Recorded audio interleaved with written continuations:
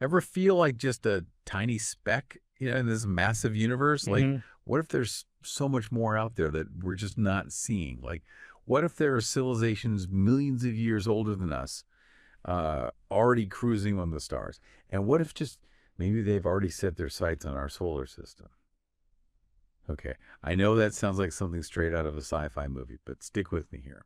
You see, Carl Sagan, the brilliant mind behind Cosmos, he explores this very idea in his book. It all comes down to something called zero population growth. Now, you might be thinking, wait, does that mean no more babies? Uh, Sounds kind of dystopian. um, But it's not that extreme. Sagan's point is that for a civilization to become advanced enough for interstellar travel, they need to figure out how to manage their population growth. Think about it. A rapidly growing population needs massive resources, energy, food, materials. It's a constant struggle just to keep upright. And that kind of pressure can really put a damper on scientific progress. It's like, imagine you're trying to build a super complex Lego spaceship, but your little brother keeps grabbing pieces for his own random creations. It's going to take you a lot longer to finish. A civilization focused on just surviving and meeting basic needs probably won't have the time or resources to develop warp drives or whatever crazy tech lets you zoom across the galaxy. Zero population growth is about finding that balance, a sweet spot where civilization can thrive without exhausting its resources. It's about thinking long term about sustainability, which, let's be honest, isn't always humanity's strong suit. We tend to focus on the immediate threats, the OMG, the sky is falling kind of stuff. Remember Y2K? People were hoarding canned goods like the world was ending. I actually convinced my neighbor to trade me his fancy espresso machine for a case of ramen noodles. I still use that espresso machine. Anyway, my point is we got to get better at playing the long game. And maybe, just maybe, that's what these hypothetical alien civilizations have figured out. They've cracked the code of balancing their needs with the needs of their planet and their future. It's not to say they're perfect or even benevolent.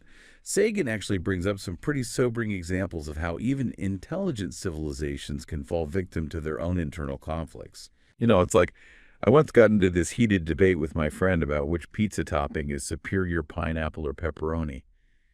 It almost ruined our friendship, you know? And if we can't even agree on pizza, how are we supposed to tackle like global issues?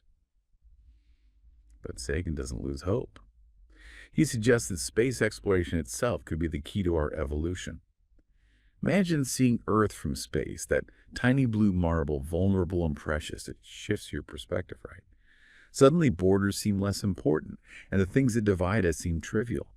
So maybe, just maybe, the answer to our long-term survival isn't just about population control, but also about expanding our horizons, both physically and mentally. It's about recognizing our interconnectedness, embracing our shared humanity, and reaching for the stars both literally and metaphorically.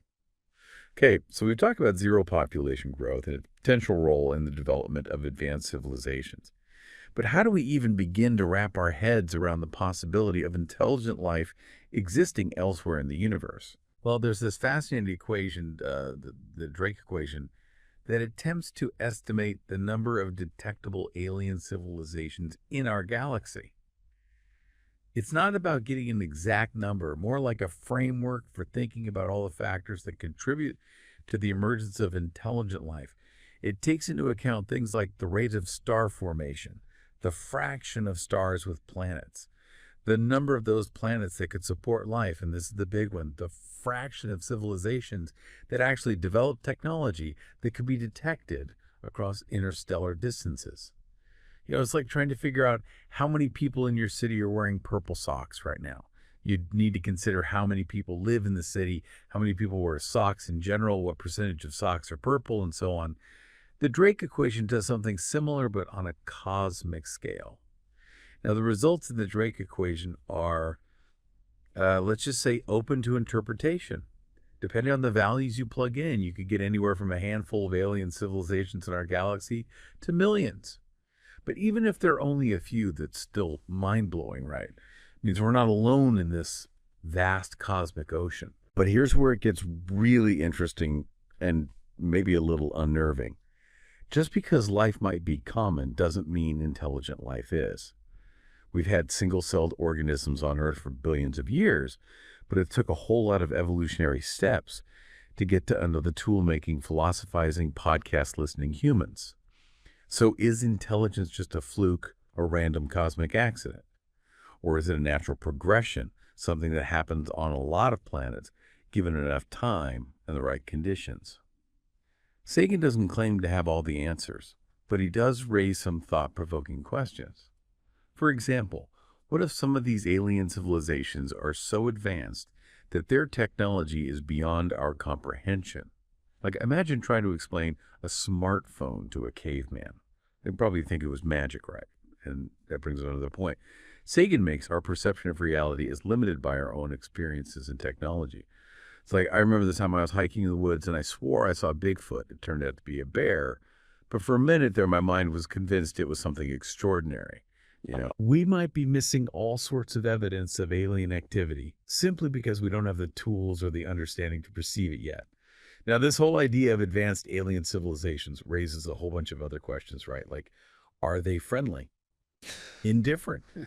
Or maybe they see us as a threat? Sagan actually uses the analogy of European explorers encountering native populations in the New World. Sometimes it went well, sometimes not so much. We can't assume that a more advanced civilization would automatically be benevolent. They might not see us as equals, and they might not have our best interests at heart. It's like, remember that time I accidentally spilled coffee all over my friend's new laptop? I was mortified, but in the grand scheme of things, it wasn't that big of a deal. Yeah. But if I'd spilled coffee all over some super advanced alien computer, who knows what the consequences would be? So yeah, the search for alien life is exciting, but it's also a little terrifying. It forces us to confront our own limitations, our own biases, and the potential consequences of our actions. But it also reminds us that we're part of something much bigger than ourselves, something that stretches across billions of light years and billions of years of cosmic history. And that, is pretty darn awesome, even if it's a little scary too. But here's the thing that really gets me thinking. What if these advanced alien civilizations aren't just observing us from afar? What if they've actually been here visiting Earth? I know what you're thinking, Ancient Aliens conspiracy theories, right? But Sagan actually explores this possibility from a scientific perspective, and it's pretty fascinating. He talks about these unexplained artifacts and structures around the world, things that seem way too advanced for the technology supposedly available at the time, like the pyramids of Giza Stonehenge, the Nazca lines in Peru, those giant geoglyphs that are best seen from the air. Now, Sagan doesn't say for sure that these were built by aliens, but he does point out that, hey, if a civilization millions of years ahead of us did exist, they'd have plenty of time to pop in for a visit and leave a few souvenirs behind. It's like, imagine if I went back in time 1,000 years and showed people my smartphone. They'd probably think I was a god, or at least some kind of sorcerer. And they might build statues or temples in my honor, trying to understand the power of my magic device. Of course, the problem with all this is that there's no concrete evidence to support it. At least not evidence that would hold up in a court of law or a scientific journal for that matter. But that doesn't mean it's impossible. Right. And remember what we talked about earlier, our limited perception of reality. We might be missing something, some kind of evidence of alien visitation that's right in front of us, but we just don't have the tools or the understanding to perceive it yet. So even if we haven't been visited by aliens in the past, there's a good chance we'll make contact with them in the future. Maybe through radio signals, maybe even face-to-face. But here's the thing that keeps me up at night. Are we as a species ready for that kind of encounter? Are we mature enough, wise enough to handle the responsibility of interacting with a civilization that might be far more advanced than us?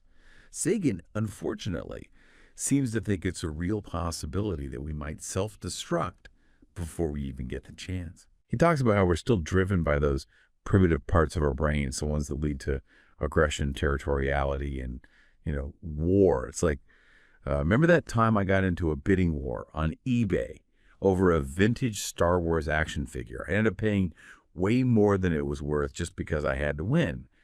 It's that same kind of primal urge that can drive us to make irrational decisions, both on a personal level and as a species.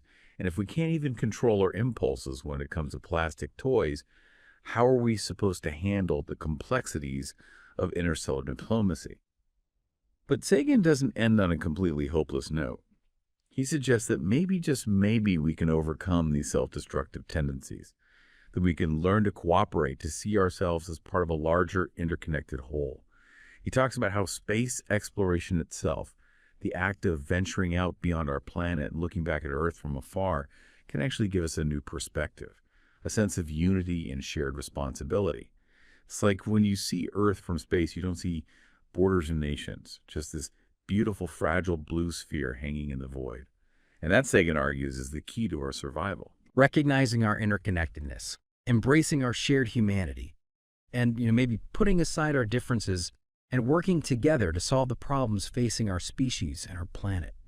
It's a daunting task, but also incredibly exciting. And maybe, just maybe, if we can pull it off, we'll earn our place among the stars. We'll join those hypothetical alien civilizations out there and become part of something truly awesome and mind-blowing. But until then, we keep looking up, we keep searching, and we keep hoping that we're not alone in this vast and mysterious universe. So we've covered a lot of ground here. Zero population growth, the Drake equation, the possibility of ancient astronauts, even the potential for humanity's self-destruction. It's a lot to process, right? But here's what I keep coming back to. What does it all mean for us right here, right now? It's easy to get lost in the cosmic what-ifs, but what practical takeaways can we glean from all this?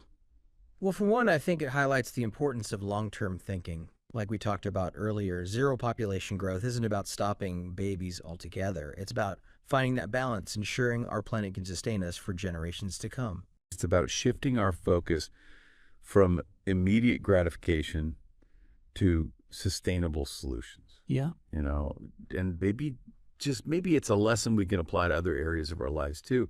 Like, instead of constantly chasing the next shiny object, what if we focus on building things that last? Relationships, communities, systems that prioritize well-being over endless growth. And speaking of growth, thinking about the vastness of the universe, the potential for countless civilizations out there, it makes our little earthly squabbles seem kind of insignificant, right? Yeah. It's like, I remember this time I got into a huge argument with my sibling over who got to control the TV remote. Looking back, it seems so silly, We were both just caught up in the moment, forgetting the bigger picture. Maybe that's what we need more, that cosmic perspective, that ability to zoom out, see ourselves as part of something much grander, and realize that collaboration, not competition, is the key to our survival. And who knows, maybe one day we'll get that message from the stars, that signal that tells us we're not alone. But until then, we keep searching, we keep learning, and we keep striving to become the kind of civilization that's worthy of joining the cosmic conversation. So the next time you look up at the night sky, don't just feel that existential dread. Feel the wonder, the possibility, the sheer immensity of it all. And remember, we're all part of this incredible cosmic journey. And the choices we make today will shape the destiny of humanity for generations to come. Keep looking up.